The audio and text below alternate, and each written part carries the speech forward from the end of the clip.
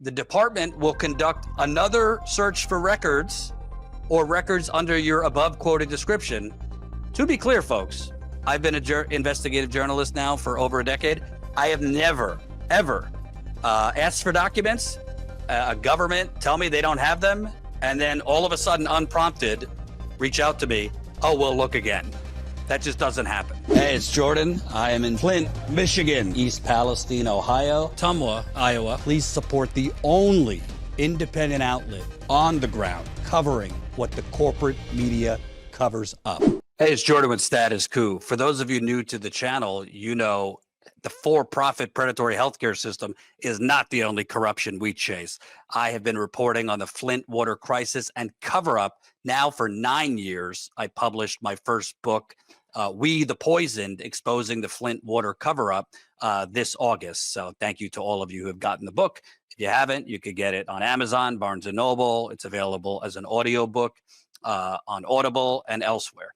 So let me tell you, as this year winds up, there is new scandalous details that, of course, the corporate media can care less about. I'm going to detail those for you, too, because I think the Democratic Attorney General of Michigan is covering up the massive financial fraud that poisoned an American city. And 10 years later, contrary to what you've been told, the water is still toxic in Flint. I was just there recently. People were showing me their rashes on their skin from the water. Recently, people still post on social media images of brown and dirty water in Flint. Cancer is surging in Flint as a result of people drinking and bathing in that toxic water for years. And all criminal charges have been dropped. So this is an ongoing crisis and an ongoing cover-up. And I believe there's a scandal that the Democratic Attorney General of Michigan is trying to cover up. Before I give you the new details, I need to inform a lot of you new subscribers of my reporting on this, so you kind of have the background. In 2022, for The Guardian, I broke a major story about a major RICO case, racketeering case, that was about to be charged by the original Flint water criminal investigators. These were investigators and prosecutors who were investigating the case from 2016 to 2018. So we're talking many years ago, before they were fired by the current Democratic Attorney General. I'll read you some of this. A team of prosecutors and investigators leading the investigation into the Flint water crisis from 2016 through 2018 were assembling a racketeering case against the architects of a bond deal that residents and experts say sparked the health disaster. Sources familiar with the criminal investigation told The Guardian, i.e. me. The case, which would have come under the RICO, Racketeer, Influenced, and Corrupt Organizations laws, often used to charge organized crime groups, i.e. the mafia, was widespread and sent to implicate additional state officials who played a role in the poisoning of Flint, according to these sources. But when the team was suddenly broken up and their investigation restarted with a new set of investigators, the RICO case never materialized. What happened? Critics point to Michigan Attorney General Dana Nessel.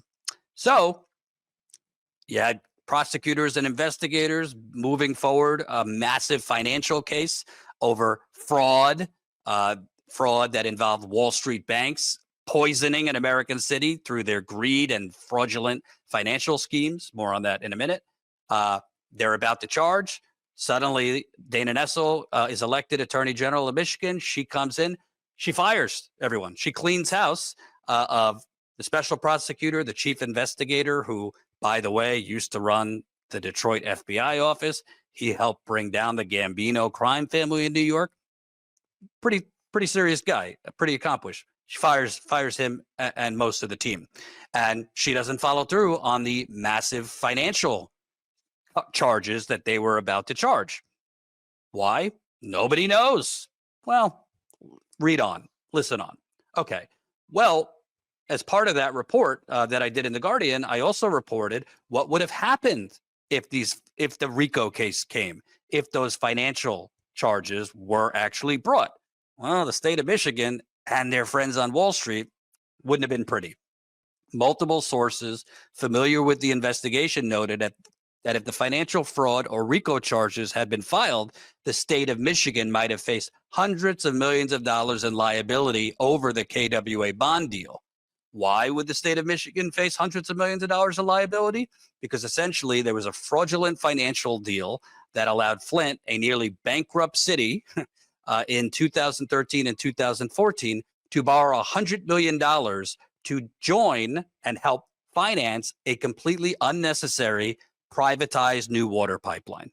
And while that new water pipeline was being built, which would take 2 years, the geniuses in Michigan and the then governor's office decided, hey, we'll just have Flint use the Flint River, which had been polluted and contaminated for over 100 years by General Motors, Dow Chemical, DuPont, and all the corporate criminals. And on top of using the polluted river, we'll use the Flint water plant, which was essentially one of these Boeing planes falling apart midair. It didn't even have the proper equipment to safely treat the water. So because the state of Michigan, the Attorney General's office specifically signed off on this fraudulent financial deal that allowed Flint to join this new water system, which then triggered using the Flint River, investors in this new water system could sue the state of Michigan potentially for hundreds of millions of dollars for bond fraud. Well, state of Michigan, I was told by several sources, a state could go bankrupt if they're sued and lose hundreds of millions of dollars, because unlike the federal government, they can't just print money out of their behinds. But it wasn't just the state of Michigan that was facing serious problems if that financial fraud would go forward in criminal court, or if the details would have went public. Also, our friends on Wall Street, JP Morgan Chase and Wells Fargo, who along with a third financial firm underwrote the KWA bond deal, could have also faced similar financial penalties for failing to do their due diligence as outlined in the administrative order that preceded the bond deal to ensure that the necessary upgrades to Flint's water plant were completed so that the plant could safely treat Flint River. Translated in English, JP Morgan and Wells Fargo, they issued the bonds that allowed for the funding of this new water system that Flint was going to join. As part of that bond deal, they were supposed to make sure that the Flint water plant was equipped to treat the Flint River water that Flint would be using temporarily while this unnecessary new privatized water system was being built. Obviously, they did not do their due diligence to make sure that the Flint water plant could safely treat the Flint River water. And the rest is history. As I told you, people were poisoned. And 10 years later, it's an ongoing crisis. People are still sick and developing cancer at alarming rates. Okay, what's new here? Well, after the Attorney General of Michigan, Dana Nessel, so badly, excuse my French, fucked up the Flint water criminal case to the point where the state of Michigan Supreme Court in 2023 threw out all her charges, she was forced to end the investigation. So I found out that there were specific documents that they had continually been denying me. I kept putting in, as a journalist, you could put in freedom of information requests.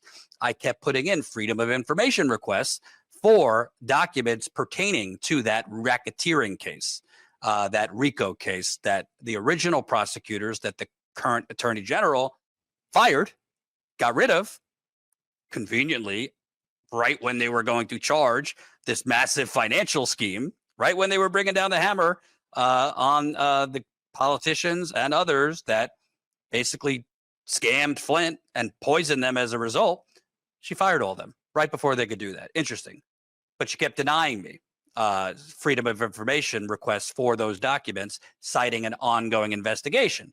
So after the investigation was over, because the Supreme Court threw out her charges and the statute of limitations had ended, so essentially she could no longer charge people because so much time had passed, I put in freedom of information requests, again, for specific documents, particularly a 52-page memo from the original prosecutors she fired, basically outlining the RICO case they had built, that financial case, and the charges they were going to bring and who they were going after. Because obviously it's important to know who was behind this financial scam, what were the details, and how did it poison Flint? We need to know what happened in Flint so we can prevent it happening elsewhere. Okay, well, it was quite the evolving response from the Attorney General's Office of Michigan. On March 27th, I get a response to my Freedom of Information request from the Attorney General's office. After a search for our records, to the best of the department's knowledge, information, and belief, the department does not possess the records under the description given in your request or by another description. Huh. The Attorney General's office tells me they don't have the documents that I requested. Again, this is a memo out from the original prosecution team that she fired, that they created and delivered to her. I happen to have known this Attorney General's office received this briefing, which again outlines the whole Megillah: fraud, scam, con. They tell me they don't have them. Okay. On April 19th, I responded. Before I take any further action, hint, hint, I wanted to follow up one more time. Is the AG's office positioned firmly that they do not possess this document? And I outlined the document. Prosecution Memorandum Racketeering Enterprise, dated December 2018 and December 2018 and prepared by Special Agent Ron Reddy. So I basically, called their bluff. Sure you don't have it? Before I take further action, because I was reaching out to attorneys to potentially sue them for the documents. The people of Flint deserve to know the truth. The American people deserve to know the truth. Interestingly enough, on May 6th, so several weeks later, it just so happens after I went to Flint to cover the 10-year anniversary of the ongoing water crisis and the ongoing cover-up, after I went there, after I did an online show basically threatening to sue them, unprompted, the Attorney General's office responded to me, stating, in its March 27, 2024 written notice, the department informed you that the department does not possess records under the description given in your request or by another description. For your appeal, hold on that, appeal for a second, you state, I wanted to follow up one more time, and they write what I wrote to them. The department will conduct another search for records or records under your above quoted description. To that end, it is necessary to extend the time for the response. So to be clear, folks, I've been an investigative journalist now for over a decade. I've done a lot of Freedom of Information requests. I have never, ever asked for documents, a government tell me they don't have them, and then all of a sudden, unprompted, reach out to me, oh, we'll look again. That just doesn't happen. And I asked a couple other journalists who said they've never had that. So what prompted all of a sudden that, oh, we'll look again. Maybe they're under the pillow, the documents that you're asking for. I did threaten to sue them. Maybe they thought that would get attention, and maybe they don't want attention on this. I digress. Then on May 28th, after they originally told me they don't have the documents, then they suddenly, out of nowhere, oh, we'll look again. On May 28th, all of a sudden, they found the documents, but they won't give them to me. The department has determined that a document titled Prosecution Memorandum Racketeering Enterprise is currently exempt from public disclosure under section blah, blah, blah, blah, blah. The exemption provides for the non-disclosure of, quote, information or records subject to privilege recognized by statute or court rule. Essentially, they gave me a bunch of legal jargon to why they won't give me the documents that they originally said they didn't have in their possession. So, first outreach, we don't have the documents. I call their bluff. Suddenly they see Jesus. We'll look again. Then, voila, we found the documents. By the way, these are not thousands of documents. We're talking about a 52-page memo where I gave them the exact wording of the memo and the exact author of the memo and the exact headline of the memo. But they actually went further, saying, please be further informed, however, that later this year, as in 2024, the department will be releasing the document in conjunction with the department's Flint report. If you would like the undersigned to notify you at the time of the public issuance. So they said, we're not going to give you the documents, but later this year, we're going to release as part of our Flint report that they had been promising. Since the state of Michigan Supreme Court threw out this Attorney General's charges, basically because she's incompetent, and brought the charges in a way that the state Supreme Court found to be unconstitutional, Dana Nessel, the Attorney General, basically blamed the Supreme Court and said, we're going to release a Flint report and release as much information as possible so the people of Flint can see the work we did and what evidence we found. Okay. They told me they're going to release this document at the end of the year. And further reports have come out where they said they were shooting to release this document at the end of the year. Well, it's the end of the year. New Year's Eve is in a few days. I followed up with them asking, to be clear, I want to get this in writing. You're going to release the whole 52-page memo on this RICO case, the financial fraud case that was going to be brought. I just want to make sure I have that. And then they kind of responded, well, we're still sorting through it, blah, blah, blah. So we don't know what we'll exactly release. So they told me in the FOIA, the Freedom of Information denial, that they're going to release the documents at the end of the year. And then they kind of backtracked. Then I followed up with them asking, can you kind of tell me the explanation for why you originally told me you don't have these documents, but then suddenly you found them? Here was their response to that. Thanks for reaching out. The initial search based upon your first request did not return any responsive documents, which is why you received the initial denial letter. Upon receipt of your email or appeal, the FOIA team brought in the search and they were electronically located on May 10th. This is bullshit because I gave them the exact headline of the memo, the exact author who wrote it, and how many pages it was. That's about as specific as you could get. So how it did not return any responsive documents doesn't make sense.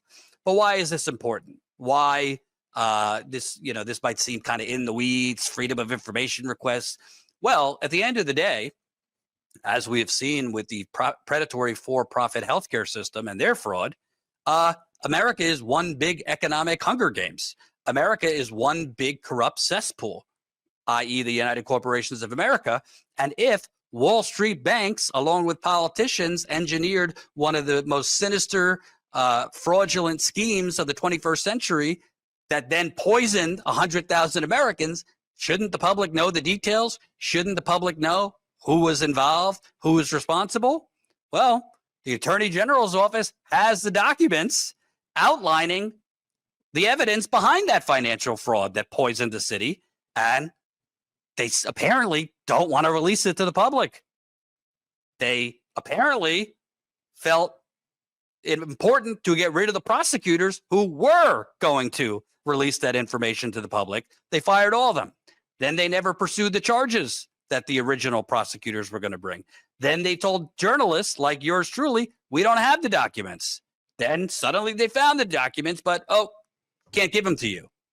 And then they said, we're going to release them at the end of the year. It's the end of the year. I see no documents. They're going to release it at 11:59, right before the ball drops.